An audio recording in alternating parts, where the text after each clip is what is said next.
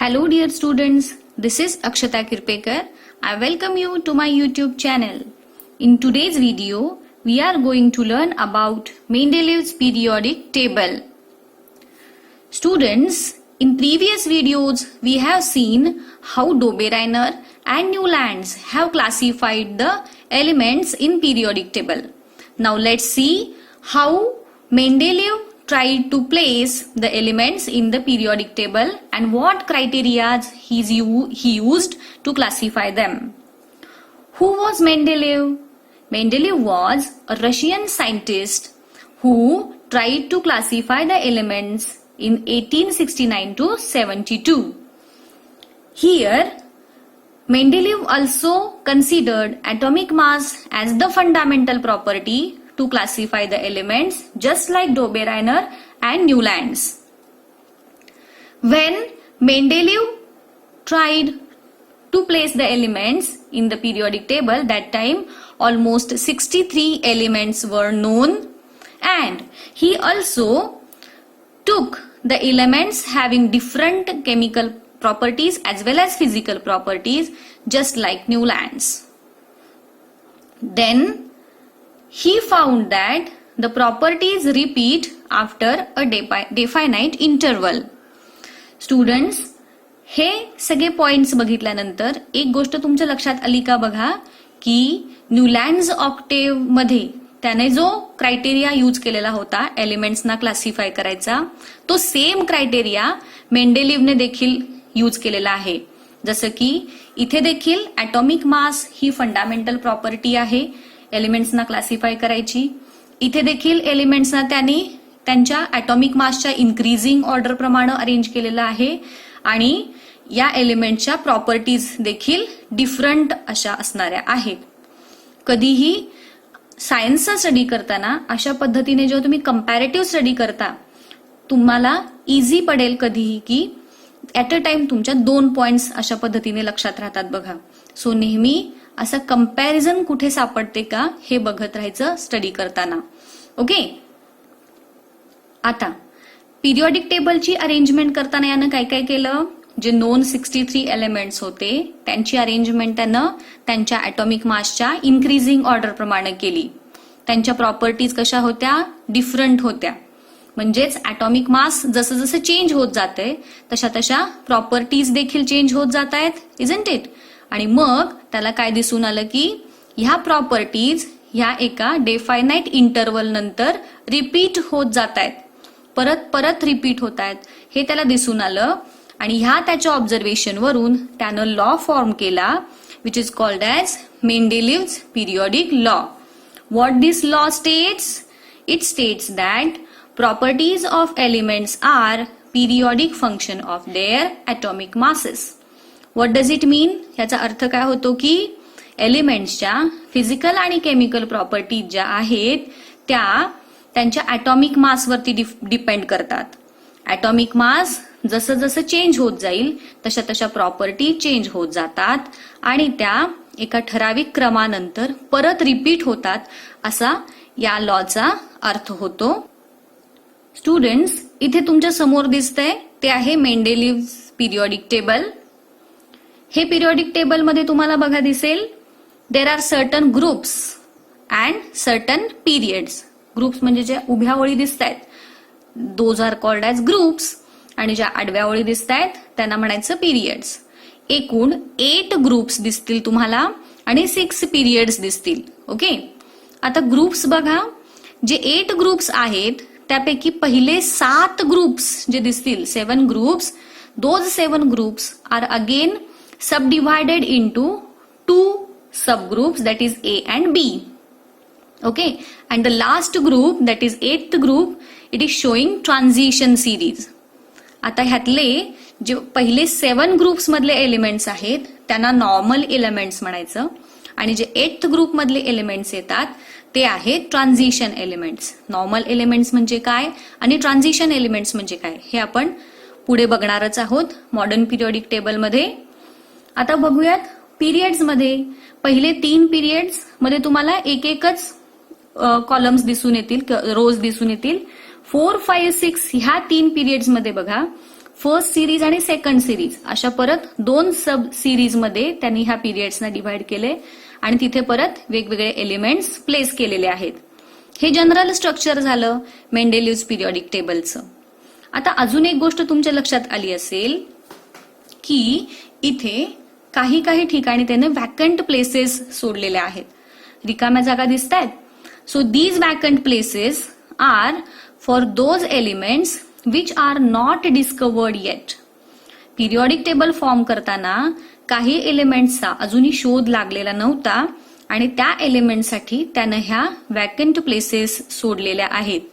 Okay, so this is the structure of Mendeleev's periodic table. Now let us see what are the merits of this arrangement.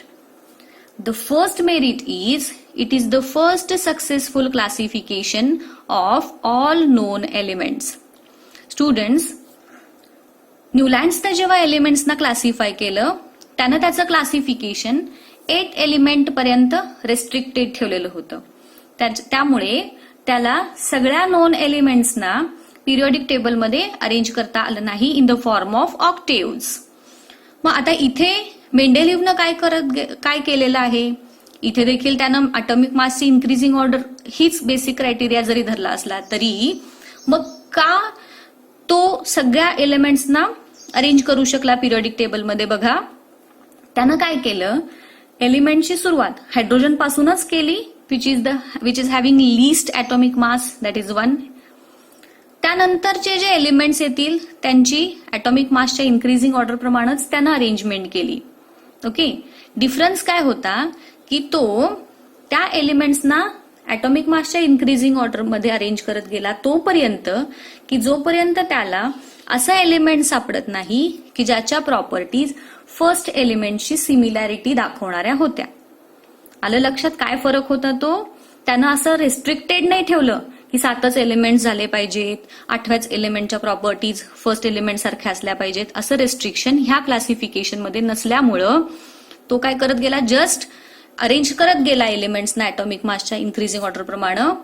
आणि जेव्हा त्याला असं element सापडलं की ज्याच्या properties पहिल्या एलिमेंट सारख्या आहेत त्यानं त्याला फर्स्ट एलिमेंट अंडर प्लेस केलं. आणि ह्या पद्धतीनं केल्यामुळं he was able to classify all the known elements in the periodic table. This is the first merit of this type of arrangement. Now what is the second merit? He revised atomic mass of some elements. Atomic masses जे चुकीच्या पद्धतीनं काही arrange केलेले होते ते त्यांनी परत revise केले.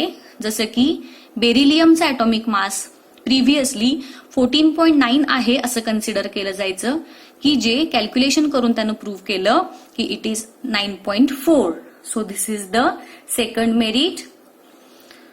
Now third merit is inert gases were included in the table after their discovery. Who are inert gases? Inert gases are non-reactive gases. Why they are non-reactive? Because they have their complete octet state. Outer shell मध्ये 8 electrons असल्यामुळे हे elements कोणत्याही chemical reaction मध्ये participate करत नाहीत आणि म्हणून त्यांना इनर्ट गॅसेस म्हणतो आपण. यांच्याबद्दल अगेन डिटेल आपण पुढे बघणारच आहोत. सो जेव्हा मेंडेलिव्हनं पिरियॉडिक टेबल फॉर्म केलं दॅट टाइम या इनर्ट गॅसेसचा शोध लागलेला नव्हता. पण लॅटर ऑन जेव्हा त्यांची डिस्कव्हरी झाली तेव्हा आहे त्या एलिमेंटच्या पोझिशनमध्ये बदल न करता त्या इनर्ट गॅसेसना त्याने एक वेगळाच ग्रुप फॉर्म केला ज्याला 0 ग्रुप असं नाव दिलं गेलं आणि त्यानुसार त्या सगळ्या एलिमेंट्सना पिरियॉडिक टेबलमध्ये प्लेस करता आलं. हा त्याचा अगेन नेक्स्ट मेरिट आहे. Then again the next merit is he kept vacant places for the elements which were not discovered and also predicted their properties. जसं की मी तुम्हाला मगाशी इथे दाखवलेलं होतं त्याने काही ठिकाणी वॅकंट प्लेसेस सोडलेल्या आहेत फॉर द एलिमेंट्स की ज्यांच्या अजून डिस्कव्हरी झालेली नव्हती. नुसत्याच जागा सोडल्या नाहीत तर त्यानं पुढे जाऊन काय केलं की त्यांच्या प्रॉपर्टीज देखील प्रेडिक्ट केल्या. स्टुडंट्स, आता हे समजण्यासाठी थोडंसं तुम्हाला एक एक्झाम्पल सांगते बघा. असं इमॅजिन करा की हे पिरियॉडिक टेबल म्हणजे तुमची क्लासरूम आहे. प्रत्येक एलिमेंट म्हणजे त्या क्लासरूम मधले स्टुडंट आहेत असं समजा. ओके, आता प्रत्येक स्टुडंटची जागा ही ठरलेली असते. ती जागा ठरवताना टीचरनी काय केलं असं इमॅजिन करा की काही काही जागा ह्या त्यांनी बाकीच्या स्टुडंट्सना सांगितले की इथं अजिबात तुम्ही बसायचं नाही, इथे कोणीतरी अजून नवीन स्टुडंट येणार आहे. बर, तो स्टुडंट येणार आहे इतपत ठीक आहे, पण तो स्टुडंट कसा असेल, ओके, हे देखील प्रेडिक्ट करण्यासारखं त्याच्याशी तुम्ही कंपॅरिझन करा की जे एलिमेंट्स अजूनही शोधच लागलेला नाही त्या एलिमेंटसाठी त्यानं जागा सोडल्यात आणि शिवाय ते एलिमेंट कसं असेल, त्याच्या प्रॉपर्टीज काय असतील ह्याच्याबद्दल देखील त्यानं प्रेडिक्शन केलेलं आहे. त्यामुळं हे एक खूप महत्वाचं मेरिट कन्सिडर केलं जातं की he kept vacant places for elements which were not discovered and also predicted their properties. इथे एक्झाम्पल आहे, 3 एलिमेंटची नावं इथं तुम्हाला दिसतील. पहिली जी नावं आहेत ती मेंडेलिव्हनं त्याला दिलेली आहेत आणि त्याच्या पुढची जी नावं दिसत आहेत ती ऍक्च्युअली एलिमेंटचा जेव्हा शोध लागला तेव्हा त्यांची जी मिळालेली नावं आहेत ती. याच्यावरती तुम्हाला एक्झाम मध्ये 1 मार्कचे क्वेश्चनसाठीचे प्रश्न हमखास विचारले जातात बघा. आता हे तुम्हाला लक्षात ठेवायचंय. कशी 3 नावं आहेत. पहिलं नाव आहे इका बोरॉन. इका बोरॉन हे मेंडेलिव्हनं दिलेलं नाव आहे की ज्याला लॅटर ऑन स्कॅन्डियम हे नाव मिळालं. दुसरं एलिमेंट आहे इका अल्युमिनियम, ज्याला नंतर गॅलियम असं नाव मिळालं. आणि थर्ड एलिमेंट आहे इका सिलिकॉन की ज्याला नंतर जर्मॅनियम असं नाव मिळालेलं आहे. ओके, नाव what are the demerits of this arrangement. एवढे सगळे मेरिट्स झाले, परंतु याचे काही डीमेरिट्स देखील आहेत, काही त्रुटी देखील आहेत त्याच्यात राहिलेल्या. What are those. त्यातली फर्स्ट डीमेरिट बघा, there is doubtfulness about position of some elements like cobalt and nickel. ब्रॅकेटमध्ये कोबाल्टचं आणि निकेलचं ॲटॉमिक मास दाखवलेलं आहे बघा. कोबाल्टचा ॲटॉमिक मास आहे 58.93 आणि निकेलचा ॲटॉमिक मास दाखवलंय 58.69. ह्या दोघांची atomic masses as a whole number तुम्ही कन्सिडर केले तर किती येणार, 59. म्हणजे 2 एलिमेंट्स मात्र वेगवेगळे पण त्यांचे masses as a whole number same येणार. मग एलिमेंट्स वेगळे म्हणून डिफरंट पोझिशनला ठेवणार की सेम मास, की जो आपला पिरियॉडिक टेबलच्या क्लासिफिकेशनचा मेन क्रायटेरिया आहे. त्यामुळं सेम मास म्हणून एका जागी ठेवायचं की वेगवेगळे एलिमेंट्स आहेत म्हणून 2 डिफरंट जागी ठेवायचं, याच्याबद्दल डाऊटफुलनेस आहे. हा त्याचा एक डीमेरिट आहे. Then the next demerit is there is no fixed position for isotopes. Isotopes म्हणजे कोण, these are the elements which are having same atomic number and different atomic masses. आता बघा, ज्या अर्थी त्यांचा ॲटॉमिक नंबर सेम आहे त्या अर्थी त्यांच्या प्रॉपर्टीज सेम झाल्या. आता प्रॉपर्टीज सेम आहेत म्हणून त्या आयसोटोप्सना एका जागी ठेवायचं की ॲटॉमिक मास डिफरंट आहे म्हणून त्यांना 2 वेगवेगळ्या जागी ठेवायचं. ह्याबद्दल डेफायनाईट त्याला सांगता आलेलं नाही. हा त्याचा नेक्स्ट डीमेरिट झाला. Then third demerit is the rise in atomic mass was not uniform. हा पॉइंट समजण्यासाठी आपण परत एकदा हे टेबल बघूयात. सुरुवातीला जे एलिमेंट्स त्यांचे सिम्बॉल्स दिसत असतील तुम्हाला HLIBE हे त्यांचे सिम्बॉल्स आहेत आणि त्याच्या खाली जे नंबर्स दिसत आहेत ते आहेत त्या एलिमेंट्सचे ॲटॉमिक मासेस. इथे हायड्रोजनच्या खाली त्याचा ॲटॉमिक मास किती दिलाय बघा, 1.008. लिथियमचा ॲटॉमिक मास आहे 6.939. बेरिलियमचा ॲटॉमिक मास आहे 9.012. बोरॉनचा आहे 10.81 अँड सो ऑन. आता हे ॲटॉमिक मासेस तुम्हाला ऑब्व्हियसली सर्टनली ते इन्क्रीजिंग ऑर्डर प्रमाणेच अरेंज केलेले आहेत, पण या प्रकारे अरेंजमेंट करताना त्या ॲटॉमिक मासमध्ये त्याचा जो राईज होतोय त्यात एक स्पेसिफिक पॅटर्न आपल्याला दिसून येत नाही. काही ठिकाणी ॲटॉमिक मास एकदम बघा पहिला आणि दुसऱ्या याच्यामध्ये बघितलं तर एकदम 5 पॉईंटचा फरक तुम्हाला दिसेल, त्यानंतर एकदम कमी दिसेल. म्हणजे असं स्पेसिफिक तुम्हाला पॅटर्न दिसून येणार नाही की ॲटॉमिक मास 1 न वाढत गेलंय किंवा 2 न वाढत गेलंय वगैरे. सो आपण असं प्रेडिक्ट नाही करू शकत की 2 एलिमेंटच्या मध्ये अजून किती एलिमेंट्स फिट होऊ शकतील. आलं लक्षात? सो हा ॲटॉमिक मासचा जो राईज आहे तो युनिफॉर्म नसल्यामुळं आपल्याला तिथे अजून किती एलिमेंट्स फिट होऊ शकतील हे प्रेडिक्ट करता येत नाही. हा त्याचा एक ड्रॉबॅक झाला. सो द थर्ड ड्रॉबॅक काय आहे? The rise in atomic mass was not uniform. Then the next drawback is no fixed position for hydrogen.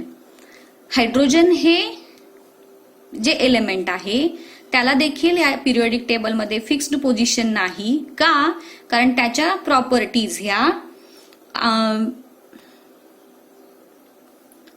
Halogens आणि अल्कली मेटल्स ह्या दोघांशीही सिमिलॅरिटीज दाखवणाऱ्या असल्यामुळे हायड्रोजनला हॅलोजन सोबत ठेवायचं की अल्कली मेटल सोबत ठेवायचं हे डाऊट होता मेंडेलिव्हला. सो हायड्रोजनला देखील ह्या पिरियोडिक टेबलमध्ये फिक्स्ड पोझिशन नाही. आता आपण बघू या हायड्रोजनच्या हॅलोजन्स सोबत असणाऱ्या काय सिमिलॅरिटीज होत्या. जसं की मी तुम्हाला मगाशी सांगितलं, हॅलोजन्स हे कोण आहेत? हायली रिएक्टिव्ह एलिमेंट्स आहेत. हायड्रोजन आणि हॅलोजनच्या सिमिलॅरिटी बघू. फर्स्ट सिमिलॅरिटी काय आहे? Molecular formula of hydrogen is H2 while that of halogens. Halogens कोण आहेत? हे देखील हायली रिएक्टिव्ह एलिमेंट्स येतात. फ्लोरीन, क्लोरीन, ब्रोमीन, आयोडीन ह्यासारखे एलिमेंट्स हे हॅलोजन्स अंडर येतात. त्यांचे देखील मोलिक्युलर फॉर्म्युले जर आपण बघितले तर ते हायड्रोजन सारखेच आहेत. जसे की फ्लोरीनचा मोलिक्युलर फॉर्म्युला F2, क्लोरीनचा Cl2 एटसेट्रा. सो ही झाली फर्स्ट सिमिलॅरिटी. दुसरी सिमिलॅरिटी काय आहे? Hydrogen forms compounds with metals and non metals like that of halogens. हायड्रोजनचे जे कंपाऊंड्स मेटल आणि नॉन मेटल सोबत फॉर्म होतात तसेच सेम कंपाऊंड्स त्याच पद्धतीचे फॉर्म्युले असणारे कंपाऊंड्स हॅलोजन्स देखील फॉर्म करतात. फॉर एक्झाम्पल इथे बघा, इथे आपण हायड्रोजन घेतलाय आणि खाली जो क्लोरीन आहे तो हॅलोजन आहे. मग हायड्रोजनचा सोडियम ह्या मेटल सोबतचं कंपाऊंडचा फॉर्म्युला काय आहे? NaH. आणि तसंच क्लोरीन ह्या हॅलोजनचा सोडियम ह्या मेटल सोबतचा जो कंपाऊंड फॉर्म होतो त्याचा फॉर्म्युला काय आहे? NaCl. So same formula, molecular formula इथे फॉर्म होतो. तसंच नॉन मेटल्स मध्ये बघा, कार्बन हा नॉन मेटल आपण घेतलेला आहे. त्या कार्बन ह्या नॉन मेटलच्या हायड्रोजन सोबतचं जे कंपाऊंड फॉर्म होतं त्याचा फॉर्म्युला CH4. आणि त्याच कार्बनचे जेव्हा हॅलोजन सोबत क्लोरीन सोबतचं जे कंपाऊंड फॉर्म होतं त्याचा फॉर्म्युला आहे CCl4. सो ह्या प्रकारे हायड्रोजन आणि हॅलोजन्स यांच्यामध्ये सिमिलॅरिटीज तुम्हाला दिसून येतील. नाउ नेक्स्ट, हायड्रोजन आणि अल्कली मेटल्सच्या काय सिमिलॅरिटीज आहेत? अल्कली मेटल्स म्हणजे हे देखील रिएक्टिव्ह आहेत बट ते मेटल्स आहेत. याच्यामध्ये सोडियम सारखे मेटल्स येतात. सोडियम, पोटॅशियम ह्यासारखे मेटल्सचा समावेश अल्कली मेटल्समध्ये होतो. याबद्दल आपण डिटेल पुढे बघणारच आहोत. काय सिमिलॅरिटीज आहेत?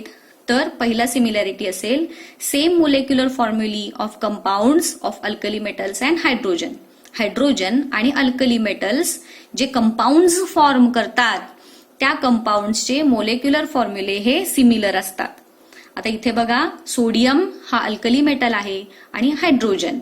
सोडियमचं क्लोरीन सोबतचं कंपाऊंड NaCl असं फॉर्म होतंय, वेरॅज हायड्रोजनचं क्लोरीन सोबतचं कंपाऊंड HCl असं फॉर्म होतंय. सोडियमचं ऑक्सिजन सोबतचं कंपाऊंड Na2O असं फॉर्म होतंय. तसंच हायड्रोजनचं ऑक्सिजन सोबतचं कंपाऊंड H2O असं फॉर्म होतंय. सोडियम ह्या अल्कली मेटलचं सल्फर सोबतचं कंपाऊंड Na2S असं फॉर्म झालंय, वेरॅज हायड्रोजनचं सल्फर सोबतचं कंपाऊंड H2S असं फॉर्म झालेलं तुम्हाला दिसून येईल. So these are similarities of hydrogen with alkali metals as well as halogens. आणि ह्या दोन्हींमध्ये सिमिलॅरिटी असल्यामुळं या हायड्रोजनला अल्कली मेटल सोबत प्लेस करायचं की हॅलोजन सोबत प्लेस करायचं याबद्दल मेंडेलिव्हची डाऊटफुलनेस होता. So this is again, another demerit of Mendeleev's periodic table. आतापर्यंत आपण मेंडेलिव्हच्या पिरियडिक टेबलची सगळी इन्फॉर्मेशन जी बघितली ती ते शॉर्टमध्ये मी तुम्हाला एक्सप्लेन करते. तुम्ही स्टडी करताना पूर्ण जेव्हा तुमचं हे वाचून लक्षात राहिल्यानंतर शॉर्टमध्ये ट्रिक्स कसे तुम्ही फॉर्म कराल ह्यासाठी मी तुम्हाला हे एक एक्झाम्पल म्हणून दाखवलंय. तुम्ही देखील स्टडी करताना अशाच पद्धतीचे पॉइंट्स तुमचे बनवा एकदम शॉर्टमध्ये आणि त्या पॉइंट्सवरून तुम्हाला तुमचा आन्सर लिहिता आलं पाहिजे असा प्रयत्न करा की जेणेकरून कमीत कमी वेळेमध्ये तुम्ही जास्तीत जास्त इन्फॉर्मेशन लक्षात ठेवू शकाल. आता इथे बघा एक छोट्याशा चार्टच्या फॉर्ममध्ये आपण हे सगळं समराईज केलंय की मेंडेलिव्हनं जेव्हा पिरियडिक टेबल फॉर्म केलं in 1869 to 72. He was a Russian scientist. जेव्हा त्याने पिरियडिक टेबल फॉर्म केलं that time almost 63 elements were known. Then he arranged elements in the increasing order of their atomic masses and those were having different physical as well as chemical properties. ही झाली basic information. आता ह्या periodic टेबलचे merits काय काय आहेत तर it was the first successful classification of all known elements. Then he revised atomic masses of certain elements. हे दुसरं merit. Then he kept vacant places for undiscovered elements. हा तिसरा मेरिट. अँड इनर्ट गॅसेसची जेव्हा discovery झाली तेव्हा त्यांना देखील या पिरियडिक टेबलमध्ये इन्क्लूड करण्यात आलं. हे 4 मेन मेरिट्स झाले.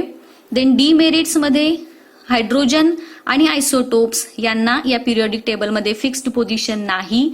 हा एक डीमेरिट तुम्ही सांगाल. And there is uneven rise in atomic masses of elements. ही आपण सगळ्या ह्या ज्याच्या पॉइंटची समरी ह्या टेबलमध्ये बघितली. This is all about Mendeleev's periodic table. And in the next video, we are going to learn about modern periodic table. Till then, bye bye.